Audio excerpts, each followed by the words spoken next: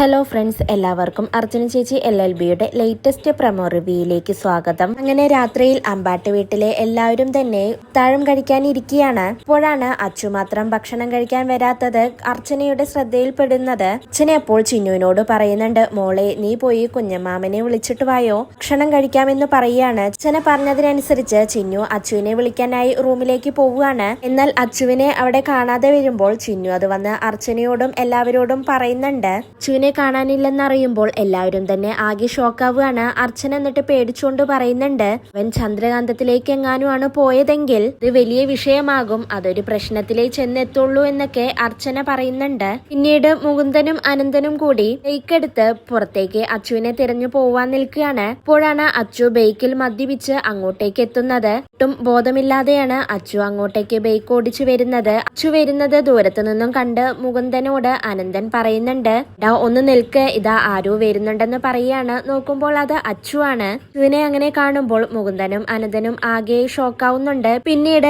അച്ചു ഇങ്ങനെ മദ്യപിച്ചു വന്നത് അർച്ചന അറിയണ്ടെന്ന് കരുതി അനന്തനും മുകുന്ദനും കൂടി അച്ചുവിനെ പിടിച്ച് വീടിന്റെ അടുക്കള വാതിൽ കൂടി കയറുകയാണ്. അതിലടയ്ക്കാനായി മഞ്ജു നിൽക്കുമ്പോഴാണ് അങ്ങോട്ടേക്ക് അനന്തനും മുകുന്ദനും കൂടി അച്ചുവിനെ കൊണ്ടുവരുന്നത്.